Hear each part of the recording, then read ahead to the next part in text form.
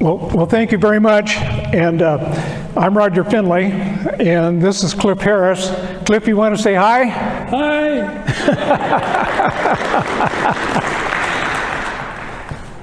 So we're happy to be here, and we hope you really enjoy the presentation. And we've been at this for about 4 years. And let me get my clicker. Can everybody hear me okay?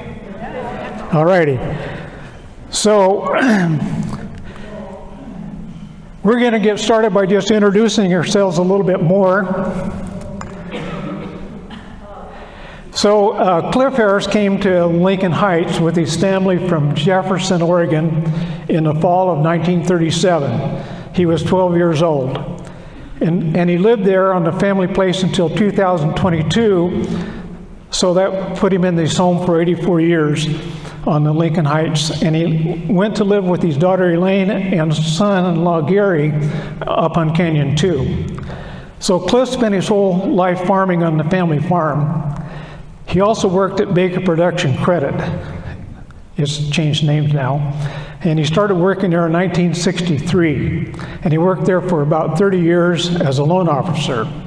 Now, I didn't know this when the project started, but he was valedictorian of his class in Ontario in 1943. And Cliff will be 99 this August.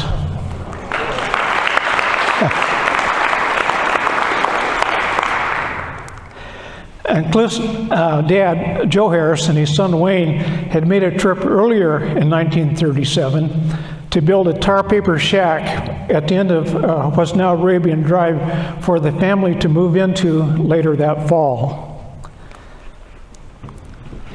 Cliff started to school when they got here that fall in 1937, and he attended Lincoln School. Now, there were no school buses, so Cliff had to walk to school. And his house was located 4.5 miles away from the school. His older sister, though, thank goodness, lived a couple miles closer at the intersection of Butte Drive and Morgan Avenue, which is only about 2.5 miles. So every day he walked to school back and forth.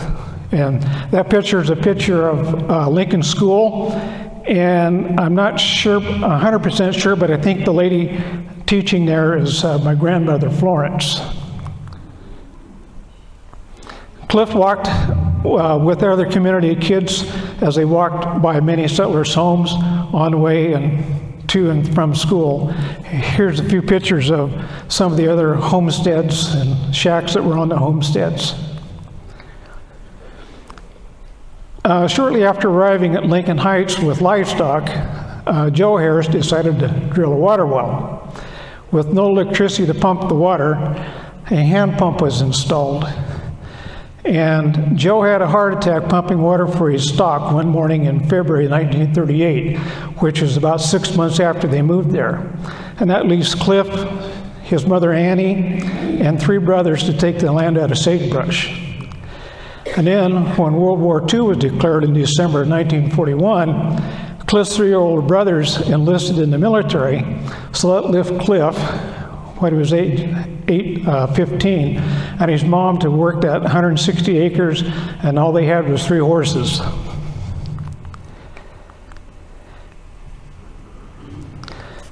I'm a 3rd-generation farmer rancher living on Lincoln Heights on the original ranch taken out of sagebrush by my dad and my grandparents. I had 3 siblings also on the original ranch. We are the last descendants of any of the original settlers still farming on the home place. And you might know me too, that I taught agriculture at TVCC for 39 years. And that's a picture of me on a tricycle, a tractor tricycle, in front of our tar paper shack. And my family lived in that until I was about 10 years old. And we didn't have indoor plumbing. Well, we have indoor plumbing, but not indoor bathroom. So we had an outhouse in the back. And you can see that picture that there's an addition. There's a lighter color and a darker color. The lighter color was added on as my parents' family grew. My dad's family moved here from southeast Colorado And southeast Colorado was dubbed the center of the Dust Bowl. And there's a picture of one of the Dust Bowl storms blowing in. The Dust Bowl was a national problem. There's an article in the Chicago Tribune about it.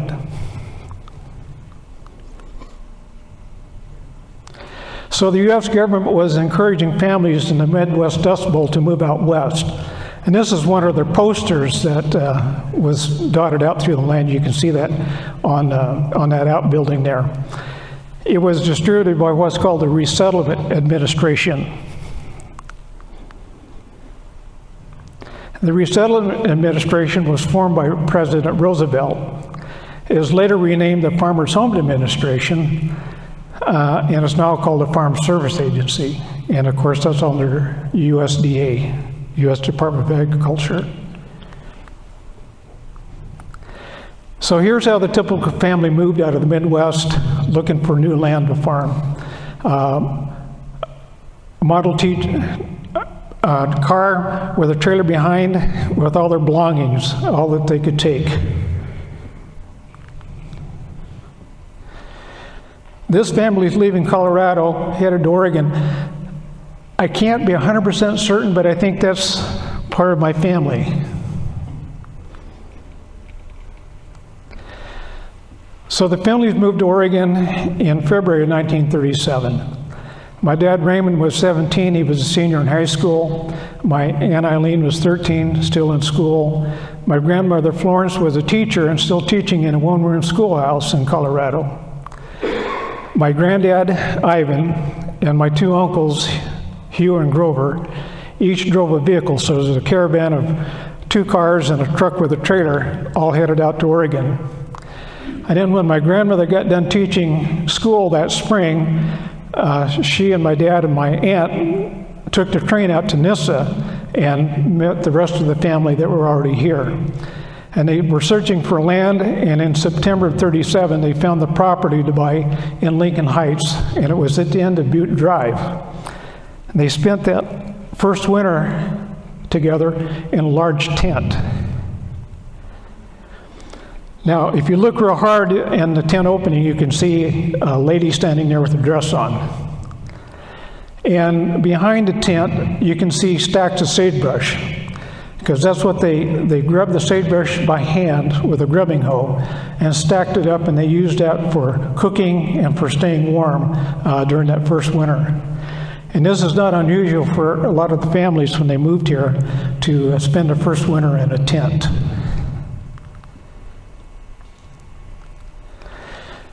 So Cliff's wife Marilyn passed away in 2020, and it occurred to me that history was going to be lost if we didn't get it recorded. And it also occurred to me that Cliff was the lone surviving person, and he was already in his mid-90s, who knew the history of the settlement of Lincoln Heights. And I found this quote that I thought was appropriate.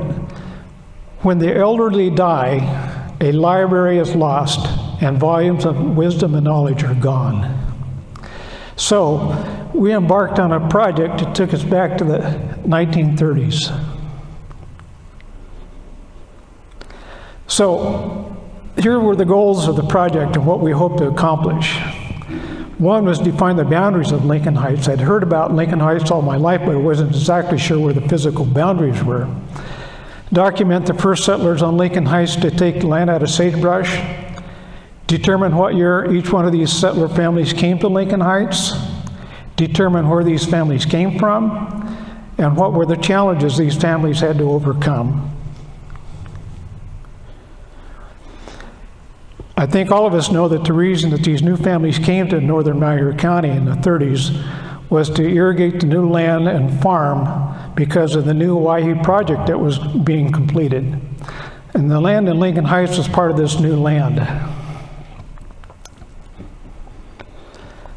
But around Ontario, there were other communities that were also springing up and going through a part of the same process. So what you're learning today about Lincoln Heights was being duplicated all around northern Malheur County.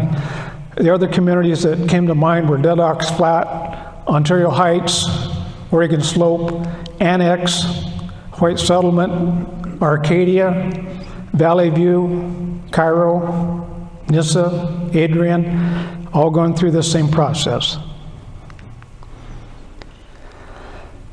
So the Waihe Irrigation Project started in 1928 as the construction of the Waihe Dam commenced. And it took them about 10 years to finish the project, finished with canals, siphons, and head gates by 1938. So water was in the canal by 1938. And here's a map that shows all the land that was being irrigated by their new irrigation project. And let's see if I can get the pointer. So that blue dot there is Nyssa. That one up there is Ontario. And this one over here is Vail. And this is kind of a monster's head right here. You can think this is a dinosaur with that being a monster. Well, that monster's head is where Lincoln Heights is. So that's the Lincoln Heights area outlined in blue, the same monster's head. And that circle there would be Cairo Junction. And this is the Highway 2026 that's headed over to Vail. And you can see the Malheur siphon dotted line that goes across there. Okay.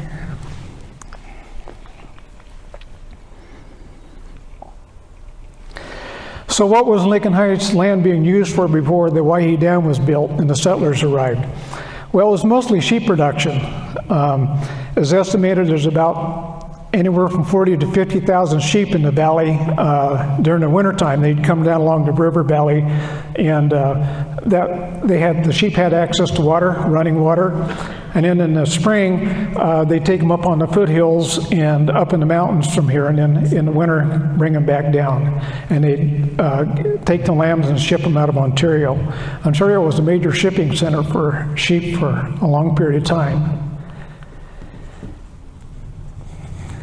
So, how do we define the boundaries of Lincoln Heights? Well, I called on the expert, Cliff.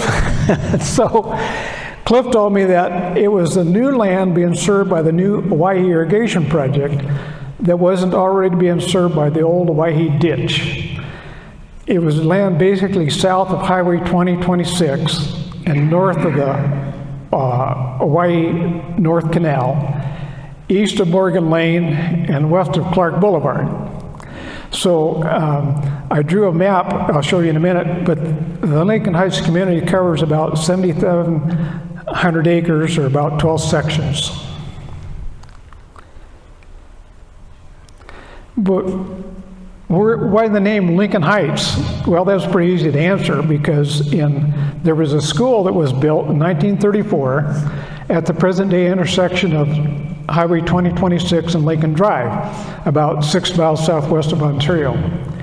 Its name was Lincoln, and it was named after Abraham Lincoln, and it served the area around it, and so hence the name Lincoln stuck.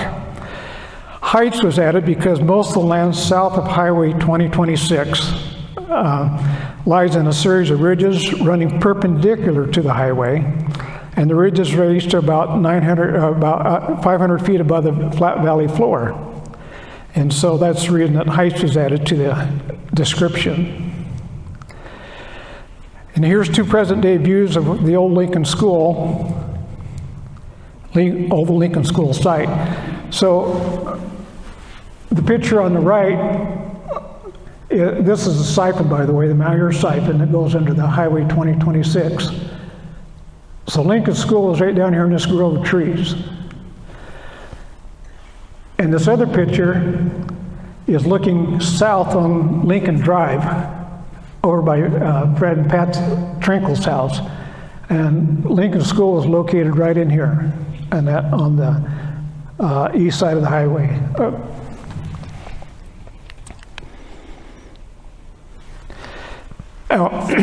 Interestingly enough, when I gave this talk in Vail about a year ago, Cliff and I were there, a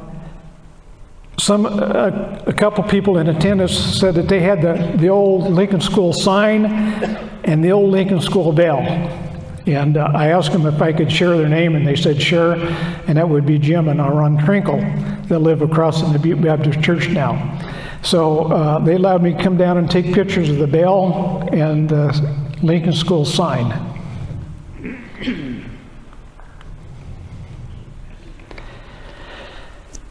So Lincoln School was built in 1934, as I said. It was a two-room schoolhouse. It had grades 1 through 4 in one room and 5 through 8 in the other room. And it had a divider curtain in between the two rooms so that it could be opened into one large room. And it served as a community center. Well, I'll let you talk a little bit more about that in a minute. A third room was added in 1937 or 38 because of the influx of the settlers and all the school kids. That's one reason these kids that you see there are outside, because they were cramped for room on the inside, so on good days they were outside. So they built on this third room, and so they could divide the grades into 1 through 3, 4 through 6, and 7 and 8. The school was abandoned in 1957, and it was split into two parts. The newer part went to the new Cairo School and served as is still serving as a custodian house. It is still there today. The other two rooms were bought by Fred Hawkins and moved to just south of where the Butte Baptist Church sits today as a residence. And I think the next slide nope. Well, I got a slide that shows you where those two rooms are right now. This class is meeting outside, too many kids. The teacher is, I'm pretty sure, my grandmother, Florence Finley. The school district came knocking on my grandmother's tent door in the spring of 1938 and asking her if she would teach at Lincoln. The number of kids were increasing rapidly, and with all the settlers moving in, and she said yes, she would teach. And you can notice in this picture the outhouse back here. They had two outhouses joined together, boys and girls.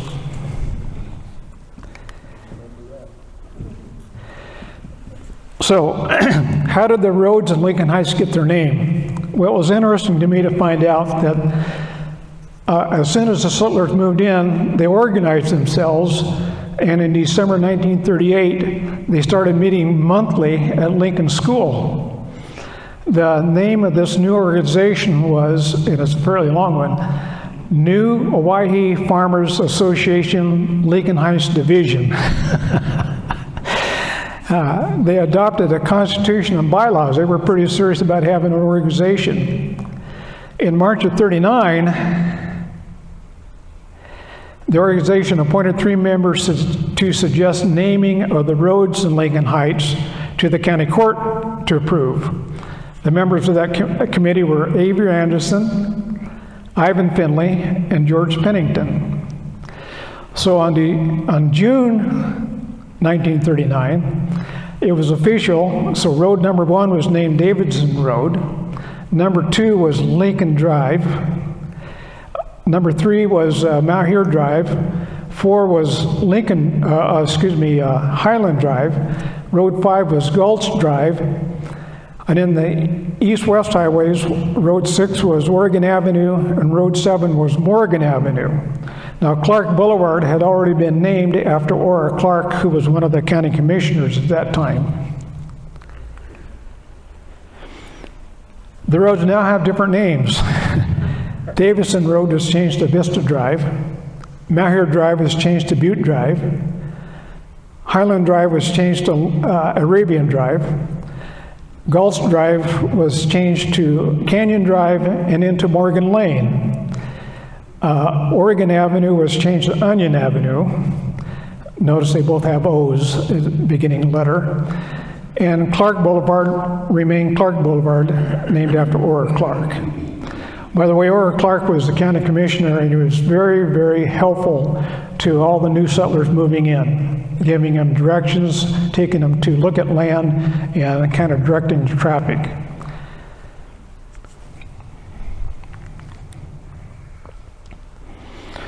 So I realized fairly early on that we needed a map of this area. So I sat down at my drafting board and I developed a map. And on the map, I put on Highway 2026 on the north, and the North Canal on the south end of the map, and Morgan Lane on the west, and Clark Boulevard on the east. And then I put in all the Morgan Avenue running east and west, Onion Avenue running east and west, and then I put in all the drives. Morgan Lane, Arabian Drive, Butte Drive, Lincoln Drive, and Clark Boulevard. So that gave me sections when I put in all the roads, because all the roads were on quarter miles, or excuse me, mile markers. So I decided to go ahead and put in quarter section lines too. And the quarter section lines gave me 160 acres. And 160 acres was the limit that could be homesteaded under the Homestead Act. And most of the settlers in Lincoln Heights got a quarter section, but not all. Some of the settlers obtained their parcel of land using desert entry from the Bureau of Reclamation, and it also had a limit of 160 acres. So there's the hand-drawn map. So the top of the map is north. You can see Foothill Boulevard on the very top up there. That's where, no, that's mislabeled. That's not Foothill Boulevard. That's Railroad Drive, I'm sorry. And then Highway 2026, you can see Morgan Avenue, Onion Avenue, King Avenue on the very bottom right-hand corner. You can see the highway headed to Vail. And the blue squiggly line on the bottom of the map would be the Waihe North Canal.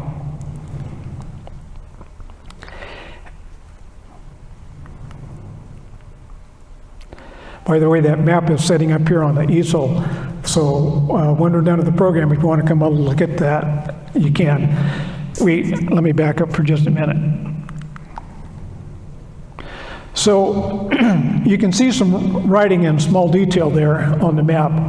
And that's where we put the settlers, the first family settlers that was attached to that piece of land. That would have been the people's names, last names that came, settled on that land, and started taking the land out of sagebrush. And so most of them are labeled. We didn't get, there's about 3 or 4 sections there, squares, that we didn't get labeled, but we got most of them done. You can also see some cream-colored marks on there. Those are mistakes. Those are the ones we didn't get right the first time, and we went back and got right the second time, so.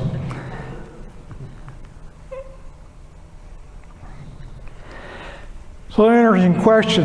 Who owned the land when the settlers got here? Well, I always assumed growing up as a kid that it was all U.S. government land that could be homesteaded on. Well, I was in for quite a shock. Speculators started buying some of the land before the settlers got here. About half the land in Lincoln Heights that was going to be irrigated was bought by investors before the settlers arrived. These parcels of land were interspersed with government land. There were also parcels of land belonging to the Oregon and Western Colonization Company that could be purchased. Now, who in the heck was the Oregon and Western Colonization Company? Well, that was a company formed by Mr. Davidson and Mr. Hill, and they bought about 800,000 acres across Oregon from the Willamette Valley and Cascade Mountain Road Company. The Wagon Company got the land from the government for building a military road that went all the way from Fort Boise to Salem. Now, most of you know that Fort Boise wasn't located in Boise. Fort Boise is located at the confluence of the Boise River and the Snake River, south of Parma. And there's a replication the fort in the Parma City Park, if you want to take a look at that. But anyway, the wagon company got this land for building a military road. And so Mr. Davidson and his company bought it. So here's a map that I ran into that was published in 1935. And it's got notations there in really small print, but I colored it in so it'd be easier to find. So the purple was the Oregon Colonization Company, so they owned about 31%. The green was U.S. government, and that was about 22% of the land. And then the white was already private land, about 47%. Now, the blue line going across that map is, of course, Highway 2026, and I didn't put the canal in this map on the bottom there. But I was kind of amazed to know that the land wasn't all government land. So, what was the price of the land? Well, the homestead land, or desert entry land, was free if you could prove up on it. And I think it took 5 years to prove up on it. Land that was sold by the Oregon and Western Colonization Company sold for $10 an acre if it was irrigated land, and $1 an acre for non-irrigated land. So just because you bought an 80 acres didn't necessarily mean it was all irrigated, because it had to be designated as irrigated depending on its capability class, which we'll get into later. Land sold by the land speculators varied. I found an instance in researching some of the records in the county court where in 1938, the Western Colonization Company sold a 79-acre parcel to a guy by the name of Chris Freely. And they charged him $781 because there were 78 acres that irrigated and 1 acre out of the 79 that didn't irrigate. So $780, or 78 times 10, gave you $780, and then $1 for the land that didn't irrigate. And then he resold that same parcel 4 months later for $2,500. I think there was probably quite a bit of that going on. I don't know. So, as the Waihe project was getting finished up, of course, it had to be surveyed by the Geologic Survey, U.S. Geologic Survey Service, so that they put section corners into all the section, every mile grid. But it also, the land had to be categorized by the U.S. Soil Conservation Service into 8 capability classes by soil depth and steepness. Class 1 was the best land, and Class 8 was the worst land. Only classes 1 through 5 could be designated as irritable for the Waihe project to obtain a water right for it. So that meant that if you bought 160 acres, you may only have a water right for 130 acres because the other 30 was classes 6, 7, or 8. The rest of the land is either too steep, too shallow, or both to get a water right on. So here's a chart that shows the land capability classes. We won't spend much time on that, but it just talks about, how good the land is and its limitations for agriculture.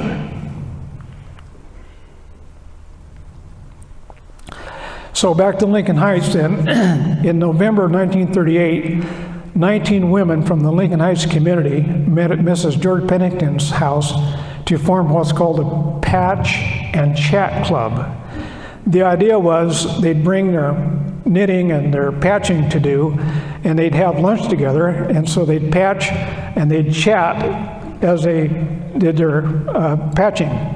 So it was a really good idea that these women formed the Patch and Chat Club because it was really helpful to our project.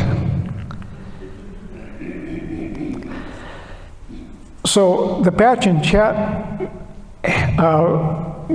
had a membership list, and they had a membership list that they published in November of 1939, and it had 49 ladies' names on it, and their husbands' names were listed as well. So you probably can't see that very well. I can't see that very well. But there is a 49 families, and every one of these families resided in Lincoln Heights. And so that made Cliff's and my job a lot easier on this project, because we knew everybody fit in Lincoln Heights. It was just where. So it was kind of figuring out the puzzle. By the way, there's a couple of notebooks over here that's got the Patch and Chat.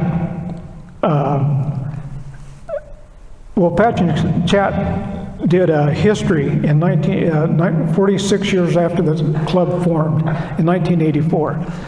And they published a history book. And this membership list is in that history book. In the history book, I've got a couple of them over here on the table that you can come up and take a look at. And if you don't have a history book and you'd like one, there's a sign-up sheet there that you can sign up for. But yeah, thank you for enlarging that. That you can kind of scroll down through that and see. So the lady's name is listed with her husband's name in parentheses on the tail end. And they're in alphabetic order except for the last one. She must have been a latecomer. So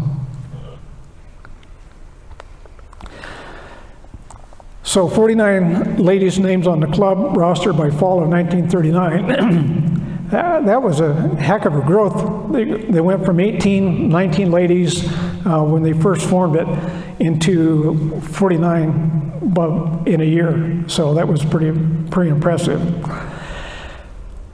Like I said, finding that piece of history made this project a lot easier. There are 76 names on this hand-drawn map we came up with. And 49 of those families are listed on that map, which is about 2/3 of the families who settled on Lincoln Heights and started clearing out the sagebrush. Like I said, the Patch and Chat Club published a history book in 1984. And they asked the folks that were still around and the new members to write down their family history. Where they came from, what year they came, what piece of land they settled on, how many kids they had, and really a lot of interesting stories. Most included memories about the hard work of clearing the land and how they survived the first year or two, and a lot of other interesting things. Probably the story that impressed me the most was a lady, one of the Pettits, Mrs. Pettit. Her husband was a ditch rider, and he had the company pickup, and he could take it home on weekends. And so her job was to go out and grub sagebrush off the land and to pile it up. And then when he came home with the pickup on the weekend, he would load up that pile of sagebrush and take it down to their tent to keep warm with and burn for fuel. And when he went up that one weekend to get the pile of sagebrush he'd worked on all week, it was gone. Somebody had stolen the sagebrush pile. She said she was so furious, but when she wrote the history 46 years later, she thought, well, looking back on it, I guess, it was funny, but it wasn't funny at the time. But interesting stories like that are in the history book. So here's a cover of their history book. Somebody was a good artist, drew some nice pictures there.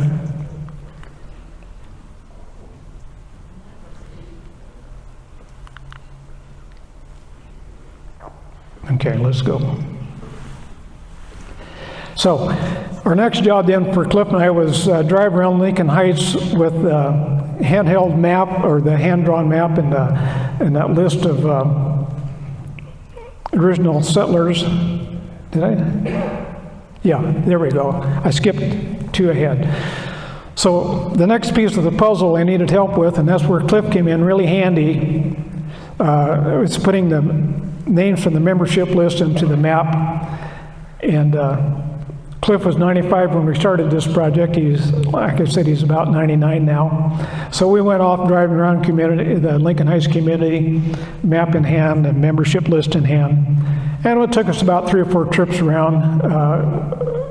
We both get tired, and it'd get dark. And anyway, we finally got the mission accomplished. So.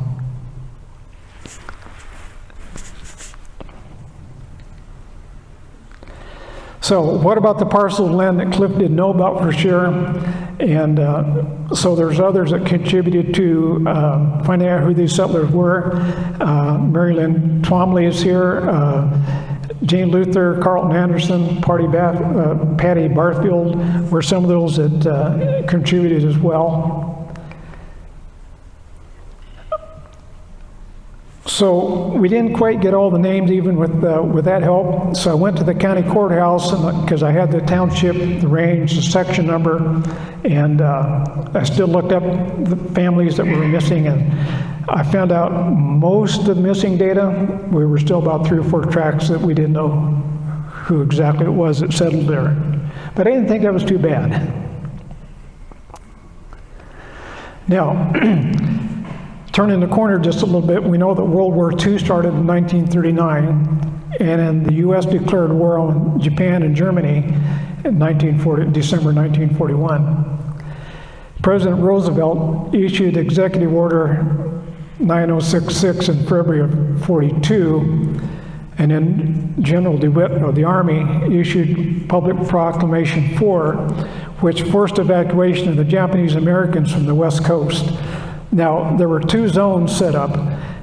Zone 1 was close to the coast, and it was forced evacuation from Zone 1.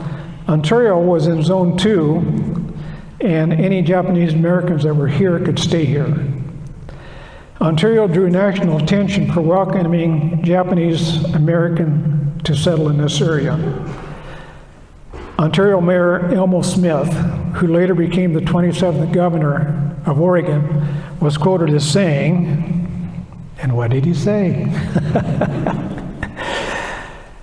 Here's his quote: "It appears downright cowardly to take any other stand than to put out the call, send them along. We'll cooperate to the fullest possible extent in taking care of them." Subsequently, Ontario's population of 143 Japanese Americans ballooned to over 1,000 during the war years. Many of the interned Japanese Americans, if they had a sponsor, could come to this area and help with farm harvest, and many, many, many did. Some of the Japanese Americans were already here before the war. They were in Zone 2 and they could stay.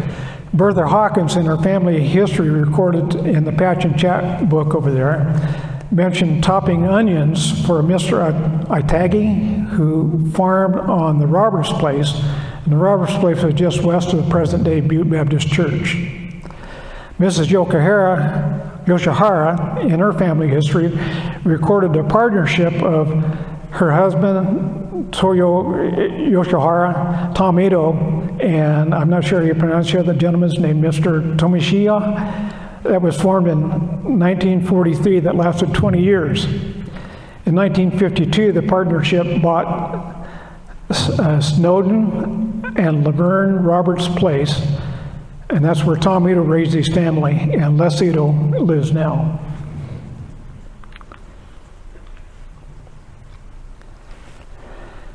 So many Japanese Americans settled into this Lincoln Heights area after the war was over.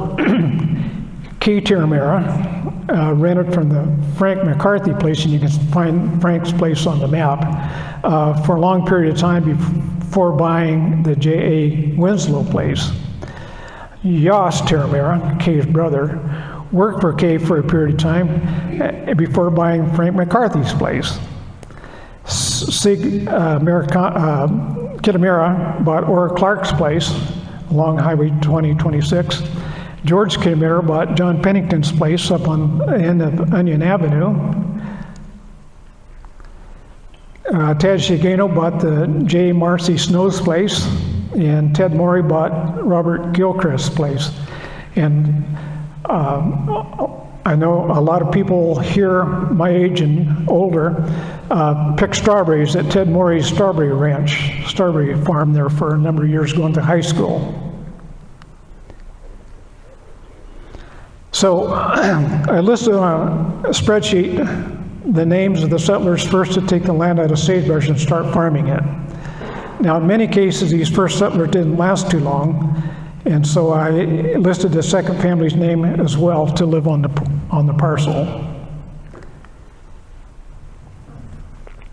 And I know you can't see that spreadsheet, but hang on. I enlarged one page of the spreadsheet a little bit, so you can see the spreadsheet with the name of the people. First of all, the street that they lived on, the name of the people, the wife's name, the year they came, where they came from if we knew it, and then any other information listed out to the side. So I think you can see William Smith had a wife named Maud. They came in 1938. They came from Kansas, and they sold the property in 1954 to Leo and Bertha Holliday, and that was on Morgan Lane. So just an example. So the spreadsheet is pretty well complete. So what did our research reveal? Where did most of the settlers come from? And in what year did they come? Well, the vast majority moved here to Lincoln Heights from the Midwest. They were victims of the Dust Bowl. The states they moved from were predominantly Nebraska, South Dakota, Colorado, and Kansas. But there were quite a few that came from Utah and a number from Western Oregon. I've mentioned that Cliff's family came from Western Oregon. My mother's family, who was Page, they also came from Western Oregon. Matter of fact, my mother and Cliff knew each other in Jefferson, and they played together as kids while their parents picked fruit in the fruit orchards over there. The majority of the people came to this area in the years 1936 through 1939. It was estimated that northern Malheur County's population increased 77% during this period of time.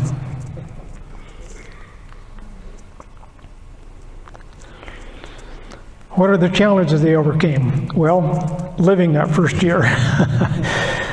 Many lived in tents until they could build a shack. So here's an example of a family in a tent.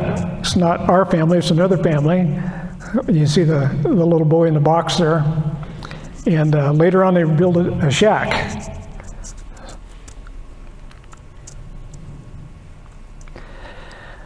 Now, bad photography on my part, but this is my mother, Frances Page, and she's standing next to their tar paper shack at the corner of Butte Drive and Morgan Avenue.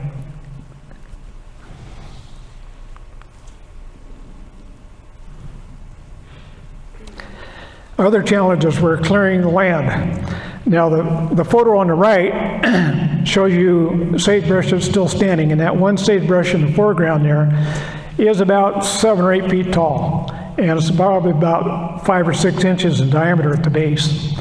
And that had to all be cleared by hand, primarily, back in 37, 38, 39, and then during the war period. People didn't have farm equipment, they couldn't get tractors, and if you did, you couldn't get gas for them. And so all this land was cleared either by hand or by horses, most of it. So I thought, well, I'll grab a Pulaski and I'll try to clear a little bit of that sagebrush out and make a pile. Well, it didn't take me too long to break a big sweat, and I didn't get a very big pile.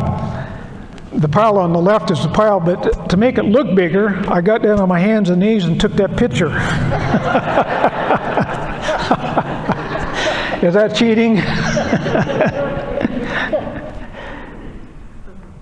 So that's the grubbing hoe. That's what most people used, settlers used. It had an axe head on one side and a spade head on the other side. So the idea was to dig the ground out around the base of the sagebrush until you find the taproot, and then cut the taproot off with the axe portion of it and throw it in the pile.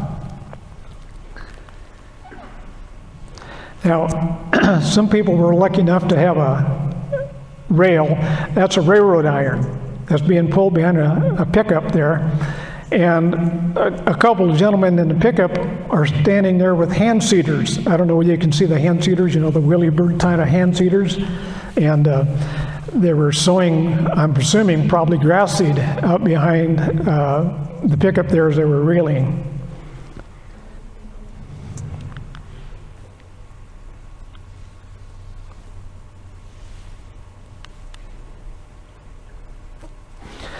Farming with horses is a challenge. And I talked with Cliff extensively about this and some of the stories he has about farming with the horses. But anybody that's had to deal with horses, driving horses and whatnot, putting the harnesses on, taking harnesses off, feeding them, making sure they're watered, and taking care of their health, their feet, it's a lot of work.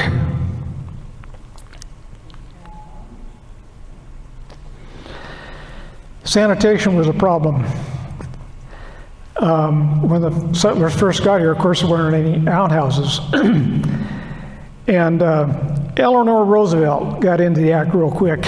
She saw what was going on, heard about what was going on, and she said,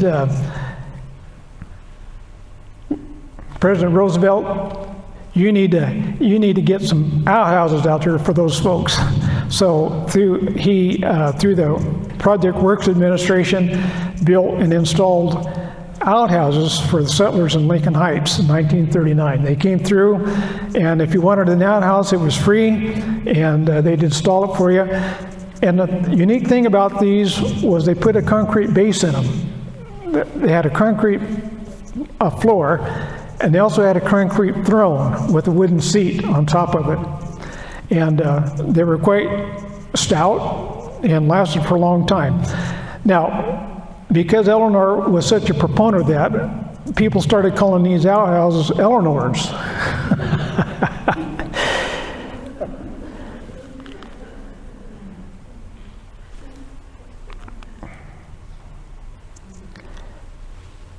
And I showed you that picture of the house I grew up in, where I was outside riding the tractor tricycle, and we had an outhouse in the back.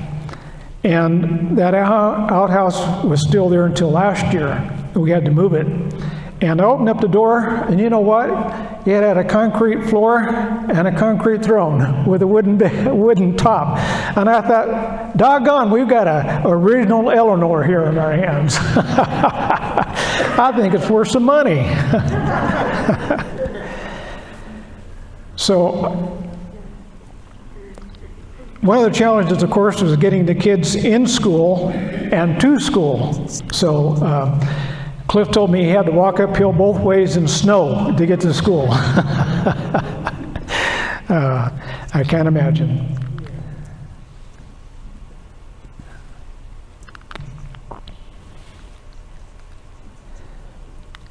I don't know, my clicker battery is running out. So, another one of the challenges were the roads. Everything was a dirt road.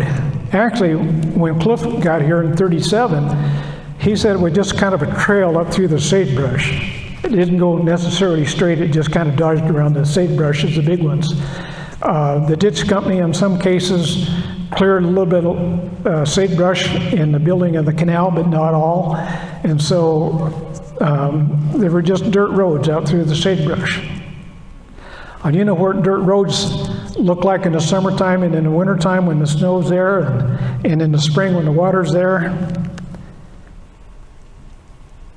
Yeah, rutted, muddy road. And the mud got so deep sometimes they couldn't pass through it, and sometimes it was so dusty you wished you hadn't passed through it.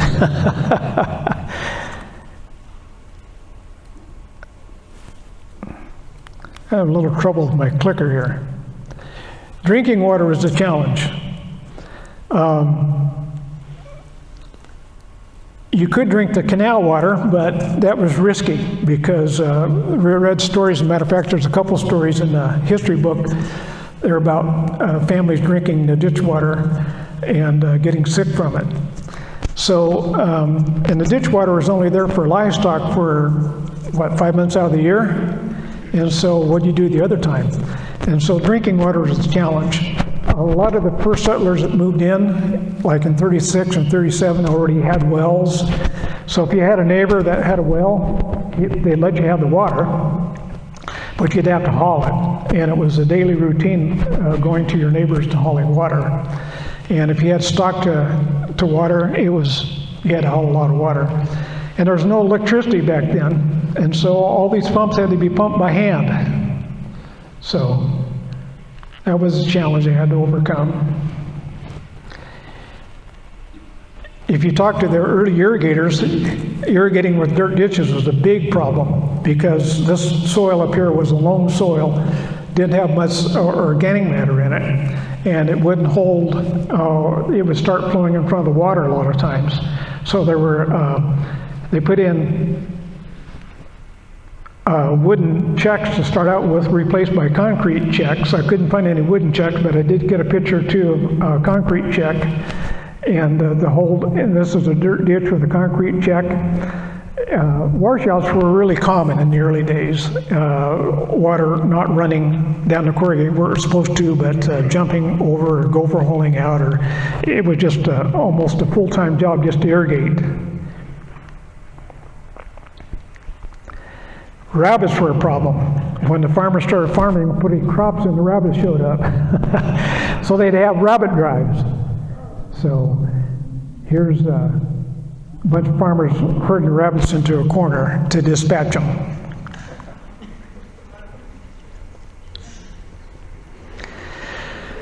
So here's a few notable facts that I learned doing this research that Cliff told me about. I already talked about the roads, but the farmers group that was meeting monthly at the Lincoln School asked the county to help put in culverts. And so in 1939, the roads in Lincoln Heights got graded and the culverts put in the dips so that when the waters came through, it didn't wash the road out again. Morgan Avenue got cut in fills in 1950-51 with a gravel top. It finally got graveled. There was no electricity until about 1940. And when they did get electricity, the electric company came through and told the settlers they had to dig their own post holes for the power poles to go in. So once they got the post holes dug, they gave them power poles to put up. There was no mail delivery except along Highway 2026, so the settlers all had a mailbox down on the highway. And the telephones came to Lincoln Heights sometime in about 1950, sometime in the early 50s. And the telephones, by the way, were party lines. Remember the party line? I remember the party lines. You'd start talking and somebody else would pick up and be eavesdropping on a conversation. And you could politely ask them to hang up. A lot of times they didn't. So you had to be careful of what you said unless you wanted to spread gossip. No one had any money. That became pretty apparent in reading the history of these families. But they were young, they were resourceful, and they were willing to work hard. And the farmers all helped each other with harvest. There's stories and stories and stories after stories about the women getting together and making a great big dinner. That would be lunchtime dinner, okay? Supper came later, but they called the big meal during the day dinner because the men worked so hard, they needed to be replenished for the big meal. And I talked about the water in the domestic well. So one thing that I knew about but kind of forgotten about was the Oregon Department of Fish and Game had a pheasant farm. In 1936, the department purchased 120 acres of farmland under the Waihe Irrigation Project to raise Chinese ringneck pheasants. Now, if you go down Morgan Avenue and you're on the steep hill and you're headed towards Nissa, down that steep hill it was where the game farm was located. I can remember as a kid on the bus, school bus, driving past that enclosure, and they had probably 80 acres out of that 120, fenced with chain link fence that went all over around the farm. And there were huts, chicken huts, little huts out in the middle, and they had the pheasants out there. All the hens had their wings clipped so they couldn't fly out. And by their own literature that I found, it raised and released more than 40,000 pheasants in 1936 and again in 1937. And the game farm continued to operate until 1959. Now, it was because of this that Malheur County became a destination spot for pheasant hunters. And I can remember in high school, the airport was just busy the weekend before, or the Friday before the pheasant hunting began, and airplanes and dogs and guns showing up, and hunters' breakfasts around all the communities, you know, had a hunters' breakfast as a fundraiser. And that's why this became a destination spot, because of that game farm that planted pheasants for us. So now what, the project's about ready to finish up. So this information needs to be given to the Malheur County Historical Society. And Cliff and I did that presentation over there, this same presentation in March of 2023. And to the Four Rivers Cultural Center, which we're doing today. And we want to give them a copy of our spreadsheet, map, the Apache Chat history book, pictures, and then also on the book, on the table there, there's, I tried my hand at writing a little bit of this history down. There's about 10 pages that I've typed up with quite a few attachments you want to take a look at. And if you want a copy of that, there's a sign-up sheet too for getting a copy of what I've written up. So most of the settlers did have hay derricks and for stacking hay, and they helped each other, of course, and that was all done with horses pretty much. Here's what's called a spade, and from the back here on the picture on the right, you can see those big metal spades,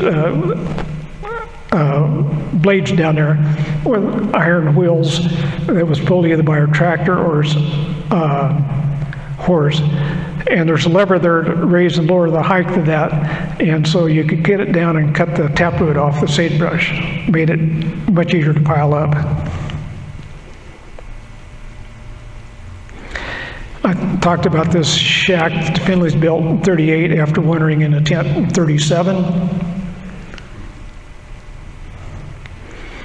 Here's a picture of somebody loading up sagebrush that had been piled up.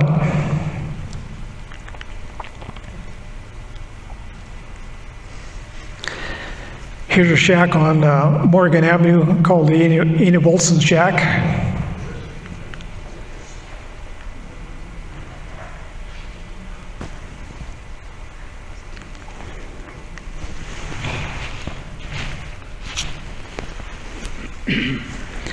Here's a shack on the Everett Bailey Place on the Highway 2026. George and Markham's shack, Highway 2026. Fred Bailey shack, Highway 2026.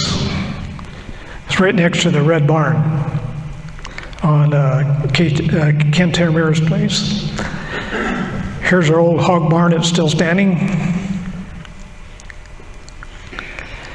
Here's the well house in my grandparents' place. Here's our Eleanor. When I opened this up to take a picture, the door fell off.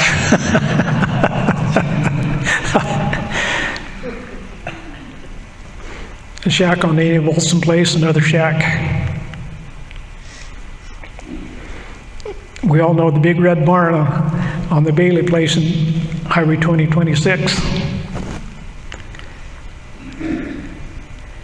Here's a hand-drawn, horse-drawn grain drill, an old seed combine, Alice Chalmers. Now, my grandmother said this is a John Deere tractor, but I couldn't find any place where it said John Deere on it. I don't know.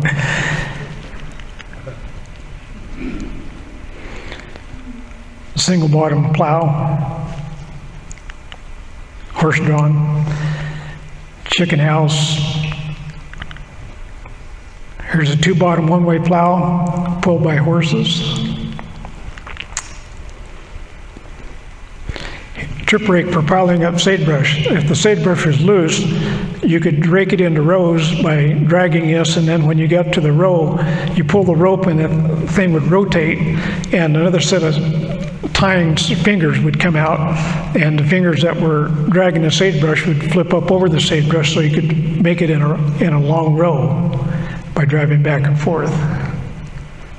That's the end of the formal presentation. So if we could have the lights up, I think we can do a question and answer period now. How you doing? Are you guys doing okay? I can't see you out there. All right. So. Do you remember what your party line phone number was?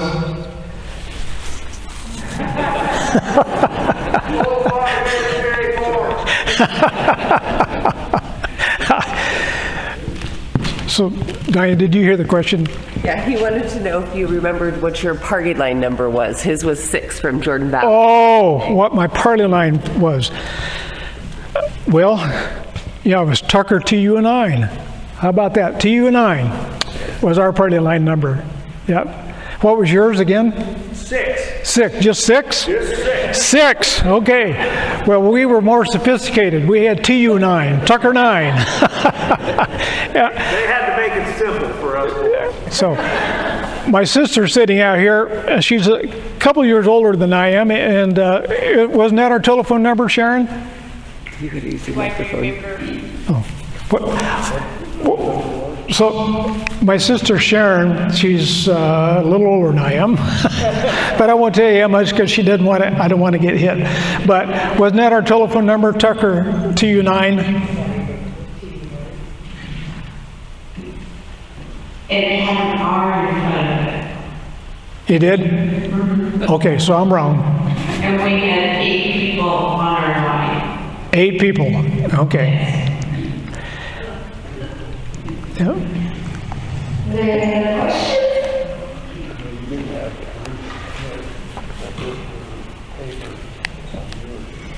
I'm Randall Ward, and I moved over there 37, but just above Lincoln Heights. And I'm 96 years old, I'll be 97 and 27 today. I'm a master of wards. Okay, so you're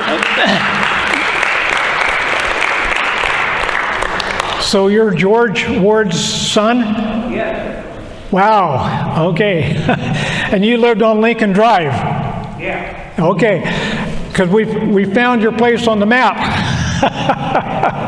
We got you listed there.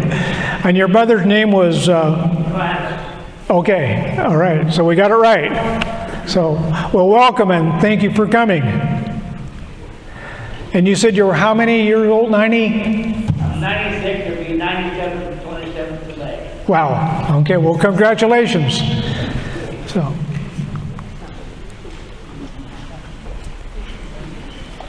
Yeah. I was just curious, those 6 roads that you said the settlers named, and then they were renamed, do you know about when that was or why that was? So again, I'm really having trouble. I can hear the volume-wise, but I can't understand. So, Nancy Heidel, she wanted to know if you knew why the 6 roads were renamed when they were. The 6 roads.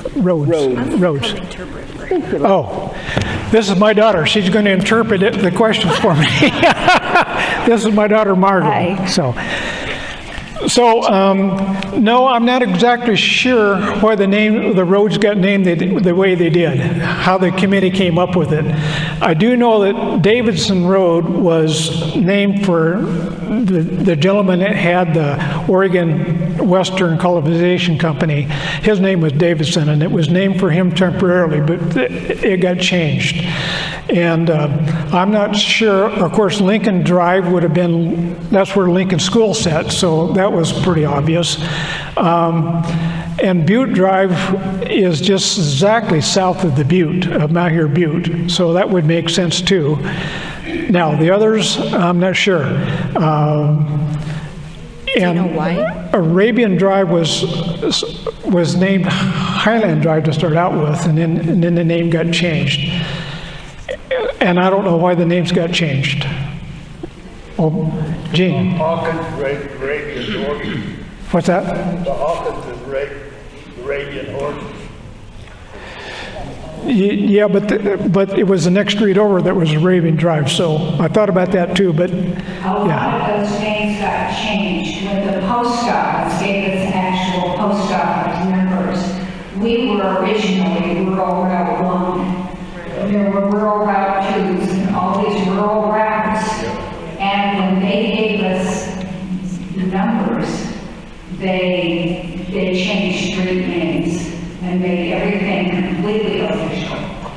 Yes, we were Route 1, Box 532 at one time, right?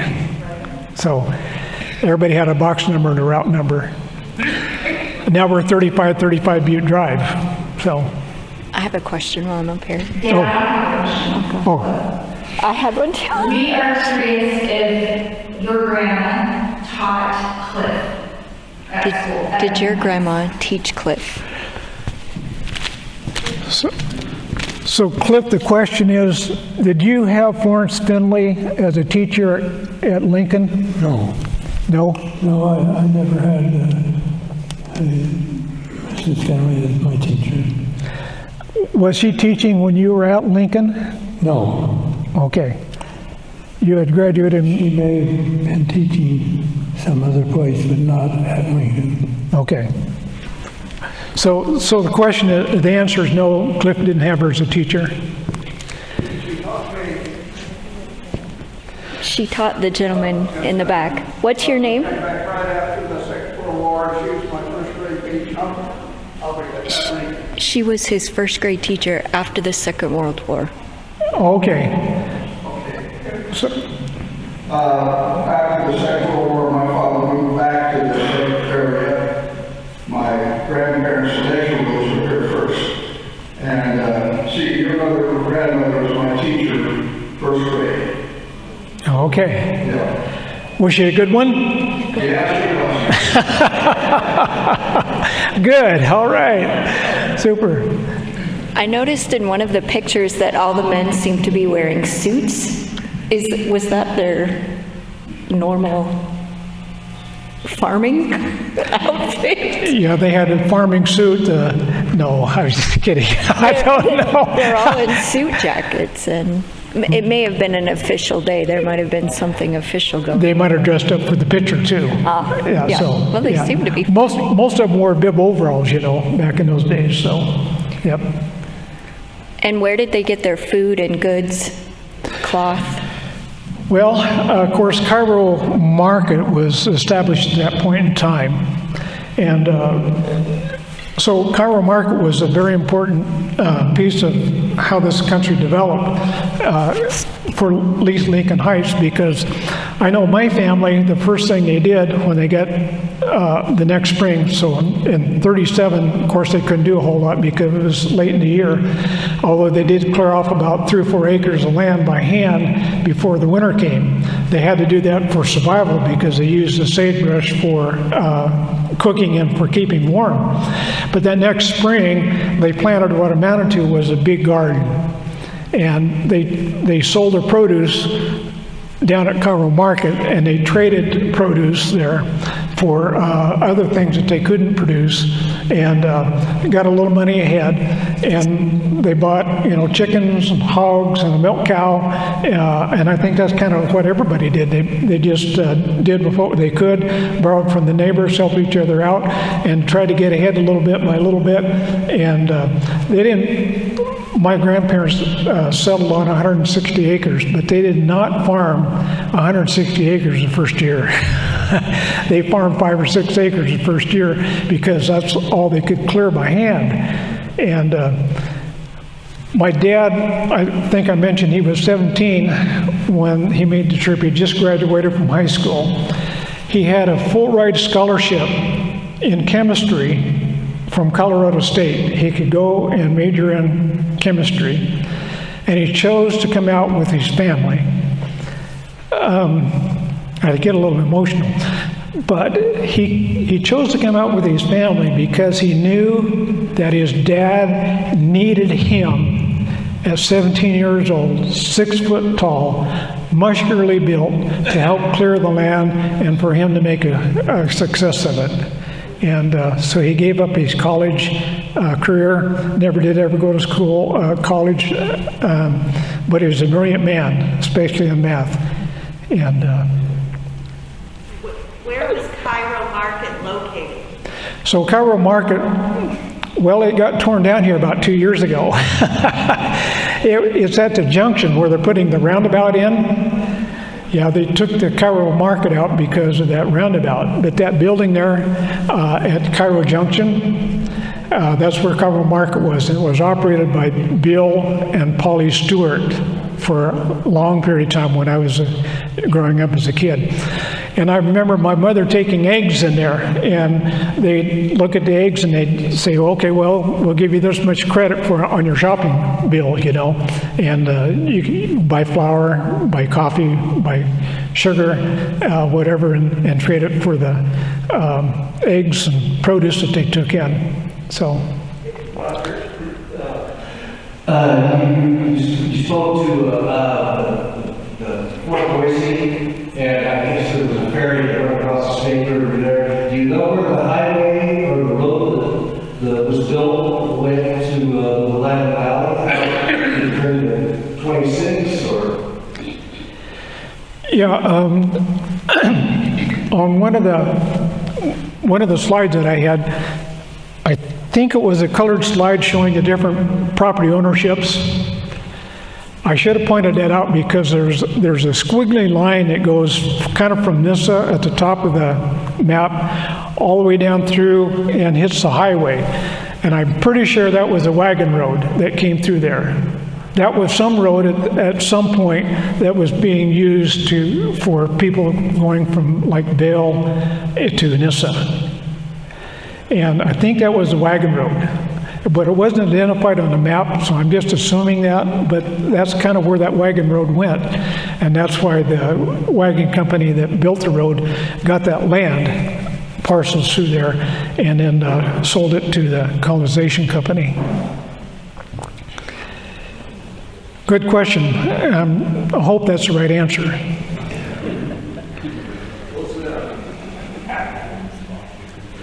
What did a majority of the farmers Anyone farm? else have any questions or comments for Roger or Cliff?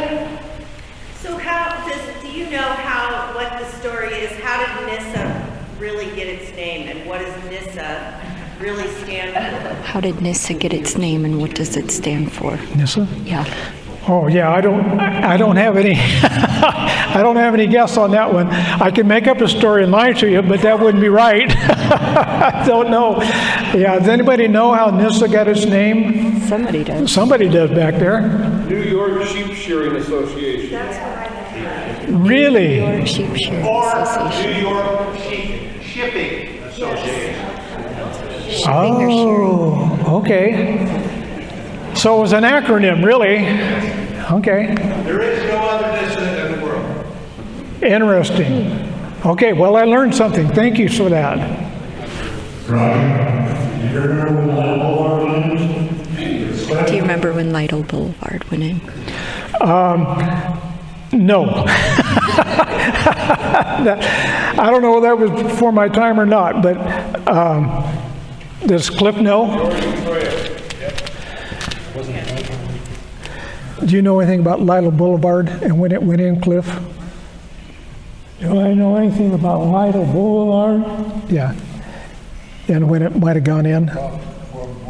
Well, there's been a trail across there for the last 80 years, so. But you're right, Lytle Boulevard parallels the Oregon Trail. Yes. All the way. Dirt road, and I could go up over the hill from our place over to that, and I knew Junior Goodell that lived over west of Nissa, and I occasionally went over that road to get over to his place. So it was a passable trail, but it was just a dirt road. So they want to know about the Butte Baptist Church, but wasn't there a Sunday school union that was meeting at the Lincoln School to start out with? Before there's any building, church building or anything there at the intersection of Butte and the highway, we had Sunday school at the Lincoln School quite a bit of the time. And I think in the history book that they mentioned that your mother was the first superintendent of Sunday school. Is that correct? Yeah. So Cliff's mother, Annie Harris, was the first superintendent of Sunday school that was meeting at Lincoln School. We're actually some of the newcomers to this area. We moved here in '67 and actually bought ground from the old sheep baron, old John Strayer, and that's where they had the site.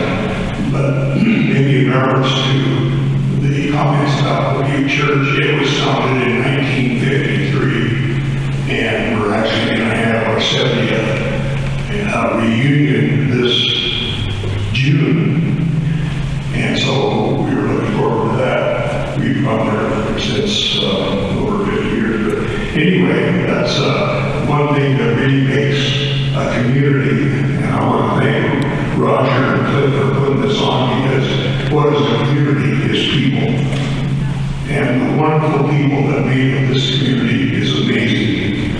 We were welcomed here as 20-year-olds with 2 boys, took our place out of Sagebrush, and it's been a great place where our boys went through all Cairo school, which sounds like it's going to be taken down or something, which is a shame.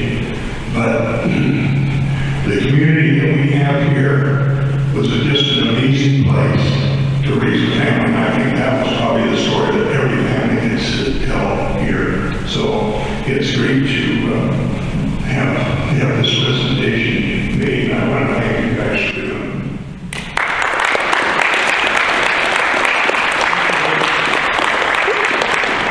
Thank you, Jim, and it was a pleasure to do it.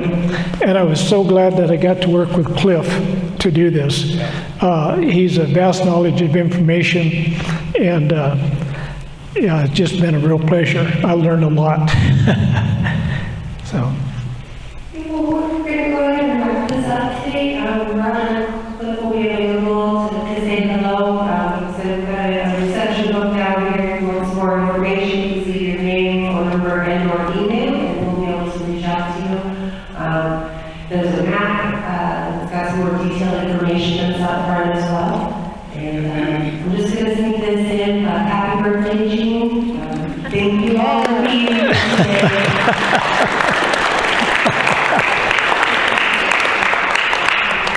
Thank you all for coming. Thank you, Cliff. Thank you. You want to say thank you?